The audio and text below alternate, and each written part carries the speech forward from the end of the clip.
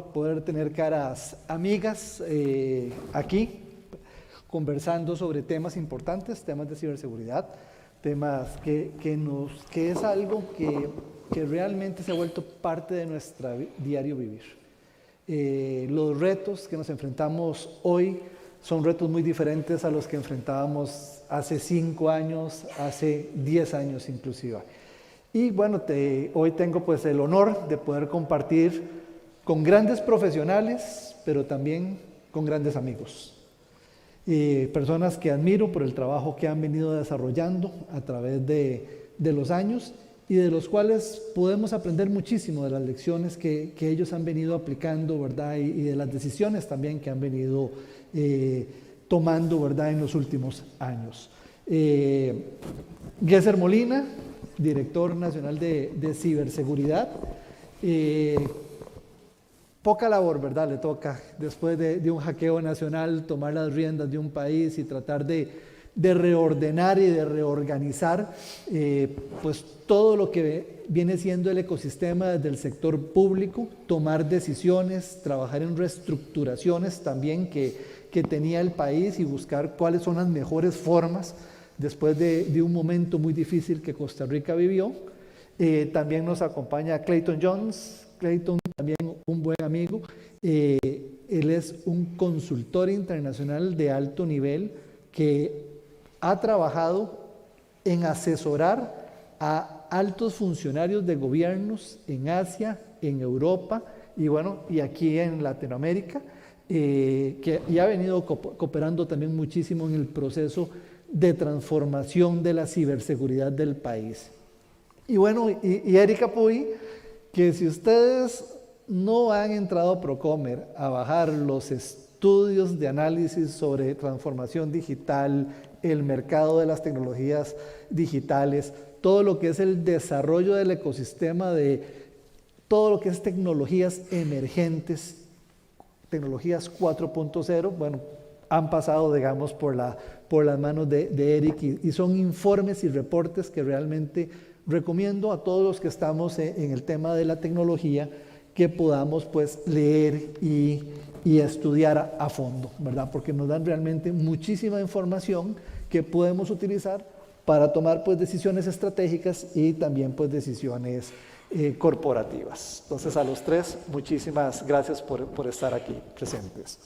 Y bueno, hoy vamos a hablar un poco sobre el tema de la información, cómo proteger la información en el ciberespacio. Realmente la data o los datos podríamos ver que son esas joyas de la corona que toda organización puede tener, ¿verdad? Y que los atacantes al final de cuentas muchas veces es lo que buscan, ¿verdad? Poder extraer esa información, robarla para empezar procesos de extorsión o de alguna forma también dejarla inhabilitada para que no pueda ser utilizada para la toma de decisiones de los negocios o la toma de decisiones de los gobiernos. Y bueno, me gustaría empezar con Gesser, un poco sobre el trabajo que has venido realizando y esa visión que tienes, digamos, a 5 años, sobre cuáles son las principales amenazas que Costa Rica en este momento puede estar viviendo, inclusive la región, ¿verdad?, como un todo, en este tema de la protección de la información, tanto en instituciones públicas como también en instituciones privadas. Bueno, muchas gracias por el espacio. Creo que esos espacios son de alto valor. Quiero agradecer a Cisco y a todos los que, no Cisco, al CyberSec, bueno, Palo Alto. Hay muchos aquí, proveedores que ayudan que el entorno se vuelva cada vez más seguro, ya que con esas exposiciones, con esa información que nos brindan, es importante, ¿verdad?, tomar en cuenta todo esto. Yo sí quiero centrarme en varios puntos. Primero que todo, lo que es la parte de la protección de la información. Sabemos que el ransomware es el principal, por decir así, la principal amenaza que tenemos. Ya nosotros tuvimos ese problema, ¿verdad?, con Conti, con Hive, que superaron nuestros controles de seguridad y robaron nuestra información y la expusieron. Pero ¿qué viene todo esto? También la parte de la inteligencia artificial que aumenta esos riesgos.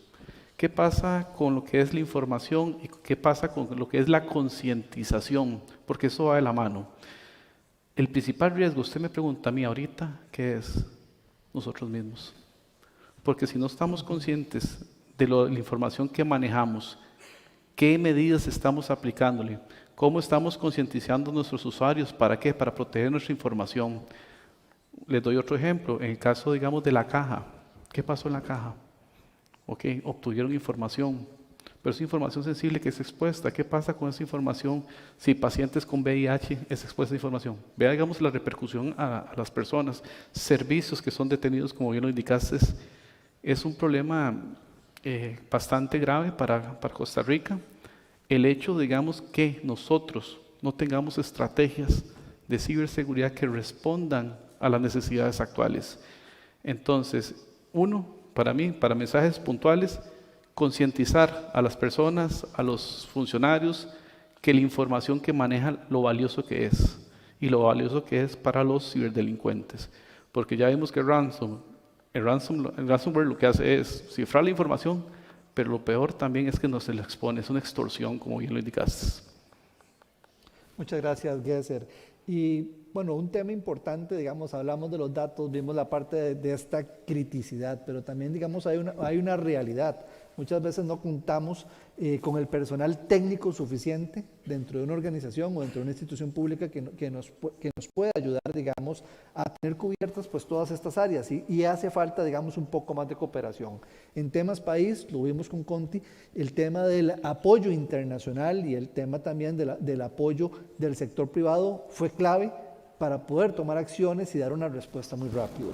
Y en ese sentido, Clayton, me gustaría, digamos, tal vez que nos comentes un poco sobre el tema, digamos, de la importancia de la cooperación internacional, cuál es el rol que tiene el intercambio de inteligencia entre países e inclusive un poco, digamos, ese intercambio también de información que puede venir gracias a estos acuerdos internacionales, poder agregar la inteligencia de la empresa privada al servicio de un país para poder trabajar y poder ir tomando acciones. Thank you. And thank you, CyberSec, for allowing me to be here today. I've learned so much by just attending this event. And to your direct question, and I want to highlight something that Hazer actually spoke about, was the people, right? The people has to be a part of the problem, but also can be a part of the solution. So we talk about information sharing, and we talk about how do we do this from an international standpoint. There's a number of international organizations that you can get involved with to be able to help counter threats by getting ahead of it. The same type of threats that people are seeing in Europe are the same type of cyber threats that you can see here in Costa Rica. So how are we actually sharing that information from a collective standpoint? And not just from the government side. We also have to get the commercial side of the house to start sharing more information as well, because our partners that's, just next door, maybe Panama, maybe Mexico, how do we establishing those relationships to build a more cohesive understandings of globally where the cyber threats are so we can be more proactive? The same type of threats that Hazer actually talked about, how do we get that information to another counterpart and then to another counterpart? One thing that we don't want to be is lacking in information where we can actually do something about it. One thing that I'm very proud of Hazer and his team is being a part of the FIRST organization, right? Things like that makes a difference. It changes your organizations of how you get information received, but also it's a organization where you also give information back as well. So I think it makes a difference in the totality of how we look at things. It's just going to be a community of interest of how we actually help solve those particular problems going forward. Thank you, Clayton. Y un poco, digamos, con una perspectiva un poco diferente, pero no menos importante, sino que es un tema, digamos, muy estratégico y clave para el país. Y aquí me gustaría pues que Eric nos comente un poco desde su visión un poco del entendimiento del ecosistema tecnológico que tenemos, ¿verdad? Que tenemos una ventaja competitiva a nivel regional, un poco de cómo también está distribuido las empresas de tecnología, ¿Qué oportunidades, Eric, podemos ver, digamos, a nivel de Costa Rica en el torno, digamos, de la reputación que podemos tener internacional, digamos, como una potencia comercial, si aplicamos este tema de medidas de protección de los datos de una forma más estratégica, o de qué forma podríamos encontrar tal vez un valor agregado que pudiéramos brindar hacia la región para ir posicionando de una experiencia difícil que vivió el país como una potencia que pueda también colaborar y ayudar desde la expertise que el talento nacional tiene en ese momento. Gracias, un saludo a todos, un gusto estar por acá y gracias a la invitación a Procomer para hablar de un tema que es totalmente estratégico y clave para el país, desde todas las perspectivas que se analicen, y sin duda una de esas la que mencionas, y es cómo trabajamos para posicionar a Costa Rica como un hub regional en materia de tecnología diferenciada y en materia de ciberseguridad en este caso. Primero que todo, la ciberseguridad, más allá de un componente tecnológico y un componente empresarial, es un componente país. La ciberseguridad es y debe ser para Costa Rica una ventaja competitiva país, y en ese sentido que sea uno de los pilares de la atracción de la inversión, de la atracción de nuevas empresas, del desarrollo de capacidades en el ecosistema local, público-privado, pero también en el desarrollo de capacidades de nuestra oferta de empresas, cómo nuestro parque empresarial es cada vez más especializado y cómo nuestro parque empresarial puede generar soluciones para el entorno local y para la región. Y nosotros desde Procomer hemos pues, mapeado mucho el ecosistema y entendemos que cuando hablamos de ciberseguridad y de ciberdelincuencia, los mapeos que hemos hecho nos ponen en perspectiva la importancia del tema. Si nosotros cuantificamos el valor de la ciberdelincuencia en el mundo y lo viéramos como un PIB de un país, sería el tercer PIB en el mundo. Eso nos pone en perspectiva los retos que tenemos por delante, pero sin duda también las oportunidades que tenemos como país y en el ecosistema para generar soluciones al respecto. Entonces, en ese sentido, nosotros hemos trabajado mucho para posicionar a Costa Rica como un epicentro de tecnologías diferenciadas.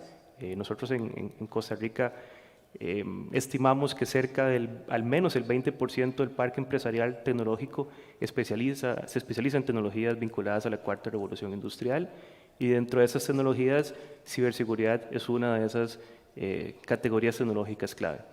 Entonces, esto pues abarca diferentes ámbitos, desde talento humano, desde competitividad país, desde alianzas público-privadas, mucho de lo que estamos haciendo hoy aquí, ¿verdad? Gobierno, el sector privado, academia me parece que también está por acá. Entonces, cómo generamos distintos esfuerzos y en esa sinergia trabajamos para posicionar a Costa Rica como un epicentro seguro digital para efectos de la atracción de nuevas empresas, atracción de la inversión, y que eso se constituya de nuevo en una ventaja competitiva país.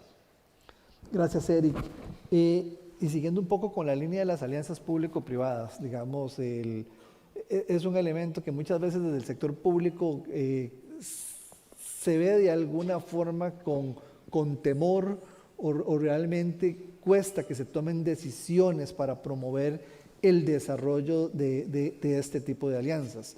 La experiencia del 2022 fue un claro resultado donde empresas que están aquí sentadas hoy pudieron compartir información de inteligencia, pudieron compartir herramientas, pudieron compartir personal técnico, noches sin dormir, ahí que me lo diga Alonso y Luis, ¿verdad? Que fueron muchísimas noches sin dormir, pero que estuvieron con sus equipos de trabajo también y de otras empresas que estuvieron colaborando.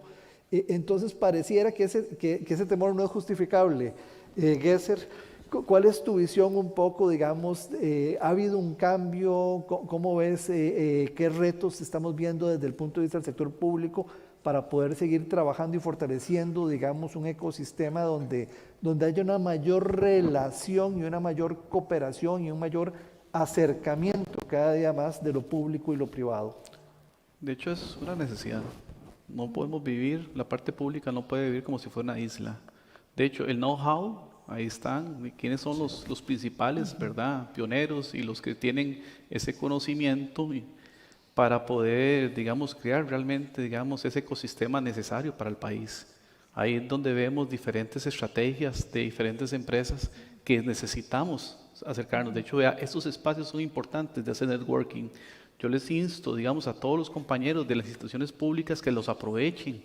¿Por qué? Porque es importante tener ese contacto, esas relaciones con diferentes fabricantes, con las diferentes personas que están el día a día batiendo barro, como así le llamamos nosotros, enfrentando todos esos retos, compartiendo información de inteligencia, haciendo, digamos, talleres de ciberseguridad, de protección a la infraestructura crítica, porque nosotros no podemos trabajarlo como si fuera aislado. Nosotros sí vimos que es un reto, tenemos que verlo con otra visión, una visión más estratégica, una visión, de hecho sí, siempre desde el punto de vista agnóstico. MISID debe ser agnóstico, eso es muy importante en las instituciones. El tema es que nosotros tenemos que trabajar en crear un ecosistema de relaciones, de confianza, porque tenemos que trabajar bajo esa línea para poder generar, digamos, ese tipo, digamos, de arquitectura de seguridad y protección a las infraestructuras críticas y a la información.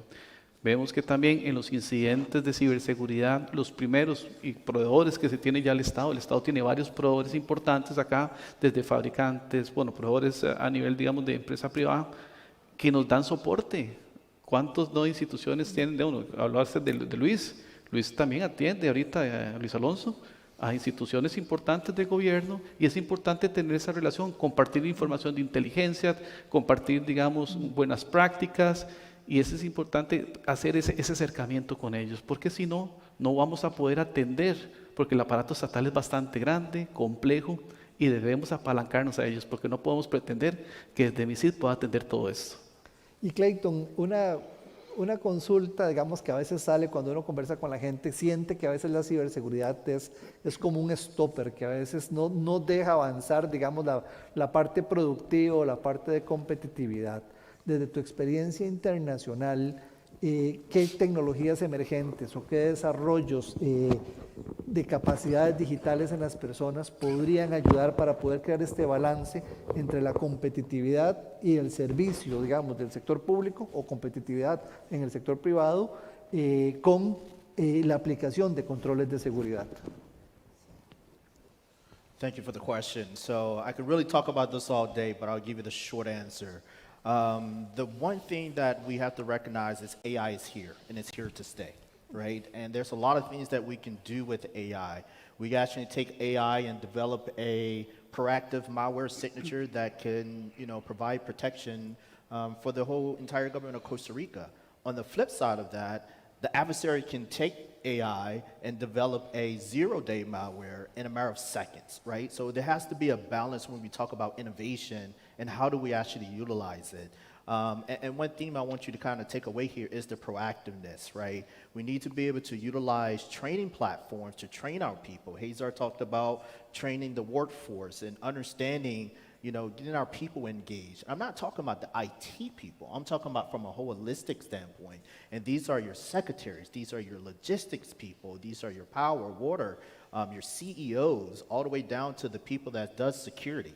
They have to be more proactive in understanding the particular risk that's involved with technology, and also how we can actually defend against those. I will announce here today that one particular initiative that we're doing from a workforce development standpoint is the Digital Training Hub. It's been partnered by Hazar and his team and his staff, and also with the CyberSec cluster. We have actually developed a capability that's going to be provided to public and private entities to have users to be trained on cybersecurity basic principles, and then also some advanced principles as well. There's a number of capture the flag type events that we're going to be hosting, and we're going to be utilizing a lot of new innovations around this type of technologies to help support the workforce development here in Costa Rica. Not just in Costa Rica, we're going to look to expand it also throughout Latin America, but definitely it's going to be homed here inside of Costa Rica. Gracias. Bueno, y una última pregunta para Eric antes de hacer, digamos, un cierre final de cada uno de nuestros participantes.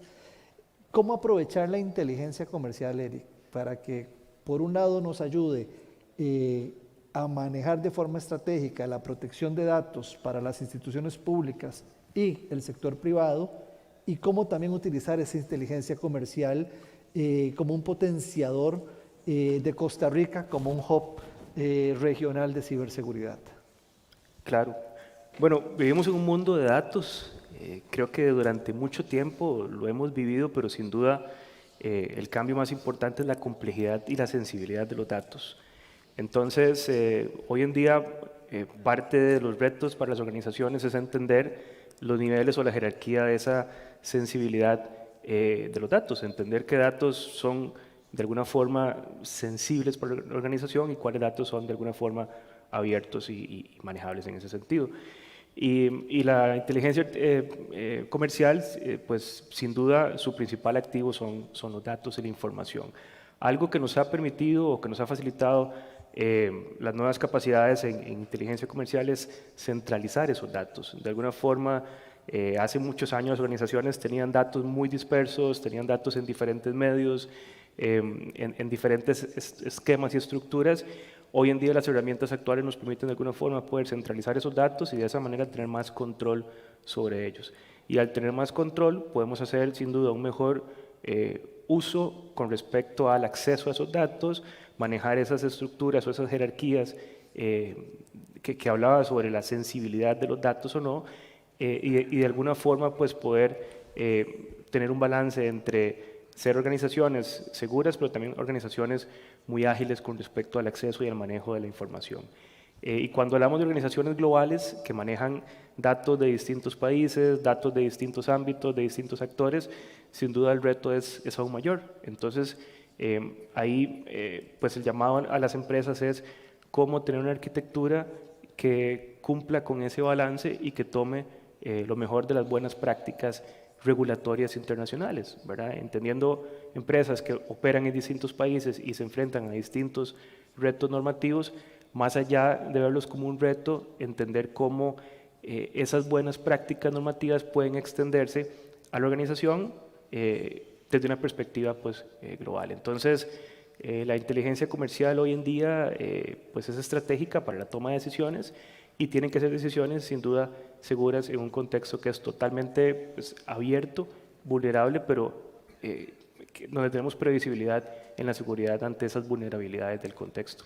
Bueno, y ya para irnos al cóctel, Eric, tu recomendación puntual para el sector privado y el sector público.